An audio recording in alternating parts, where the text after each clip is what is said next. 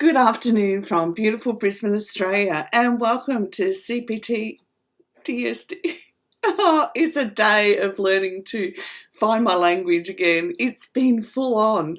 That's why I haven't been around. So welcome to CPTSD TV Live, and my name's Linda and I'm your Certified Trauma Recovery Coach. One of the amazing things that I've been discovering as you go through the layers of recovery is that as you recover, you begin to notice how stress is impacting you more readily than certainly what I was aware of how stress impacted me back in the beginning of recovery. There were other things that took priority, like overcoming the anxiety that triggered epilepsy, like seizures. So along this journey, it's hard, but it's worth it. And our recovery time in between the shutdown and the get-go when you feel good becomes less and less. So for today, we want to talk about 12 essential questions to ask to see if you've got codependency and it's been driven by trauma. Okay. Now, the reason why this is important is because we can go through life, go into our adult life and not know that trauma is driving the codependency. So we address the behavior, but we don't actually address the underlying trauma. And then when that happens, our health and especially our mental health, our physical health can go downhill. And we're asking, well, why? Why is this happening?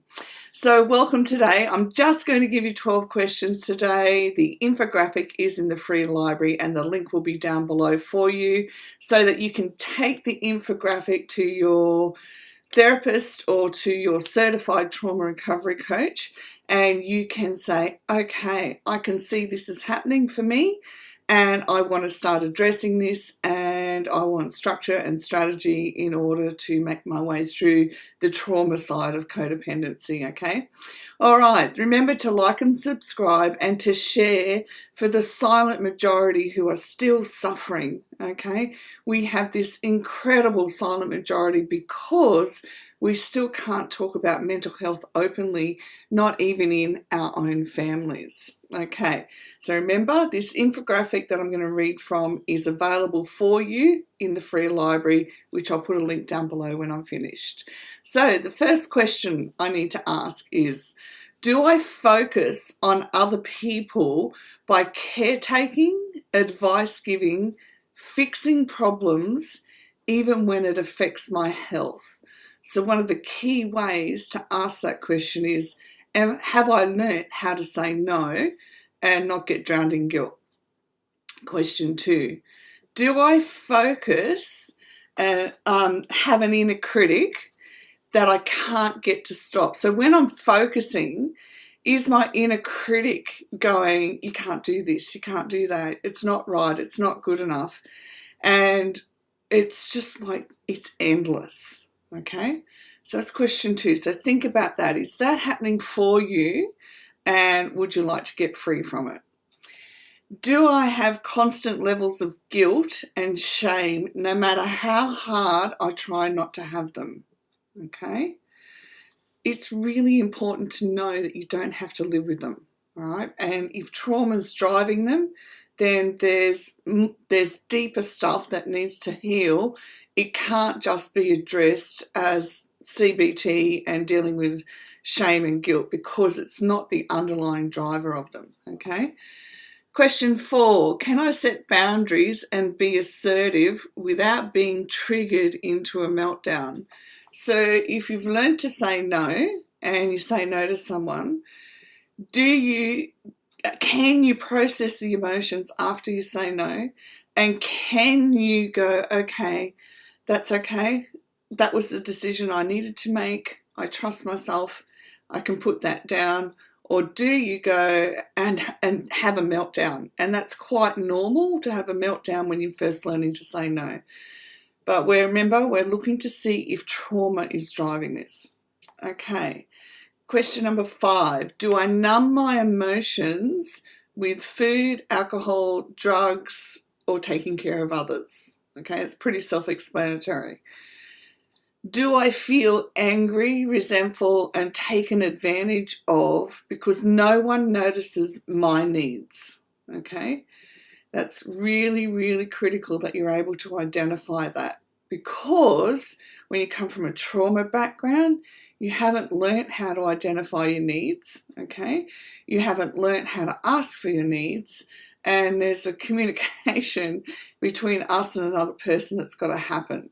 So that will stay within you until you learn how to address the other issues compounding it. Question number 7, can I set boundaries and be assertive without being triggered into a meltdown? And I've just repeated my question. So you're getting 11 questions today. Another way is, another question, when you set boundaries, are you able to maintain them? So if you set a boundary with somebody who's toxic, okay, even though you feel like you want to keep going back and connecting with them, have you done enough work on the trauma side of things so that you know that you have to put that relationship to one side? Okay, now if trauma is driving this process, then there is education that you will need to break free from that. Am I always nagging others? Am I a perfectionist and critical of how others get things done? One of the key things here is with parenthood, this is one way to notice it, is that we can be saying, no, they've got to do it this way. No, they've got to do it that way. 1, it can be a trauma response. 2, it can be that's how we were treated and we're repeating it. And 3, it can be because we don't know any other way. And there are other ways to manage that which don't involve being triggered and from the trauma response, okay? Do I find it hard to trust people, or I over-trust people and I find deep intimacy hard and can't trust people? So how far along do you get with trusting people? And then another question is, do I find myself getting so far and then believing that they should just know who I am? Okay, that can happen, and that can be driven from a trauma response.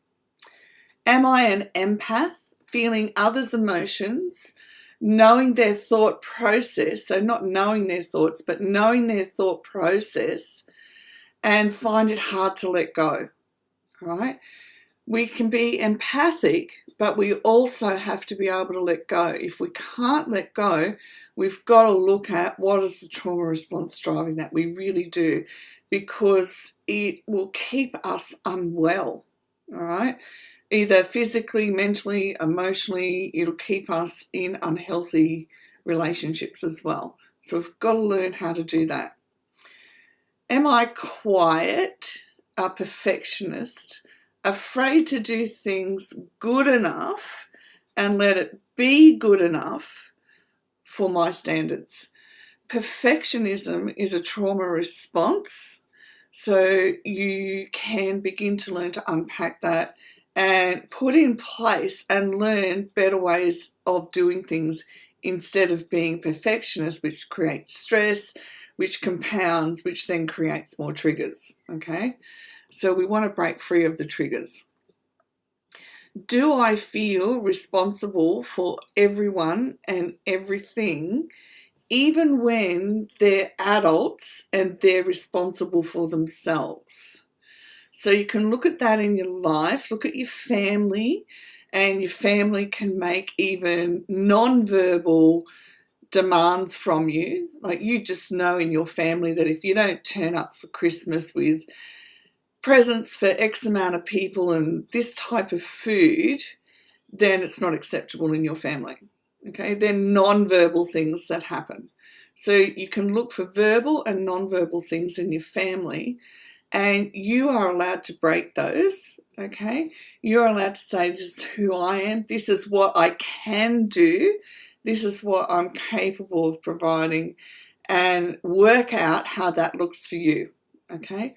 Now, with complex PTSD, it's always a learning process, and it's about learning internally and externally, and it's about being able to grab hold of all the information that I didn't get when I was a child, Okay, thanks for joining in today and listening. If you have any questions or comments, feel welcome to leave them down below and I will get to them as soon as I possibly can.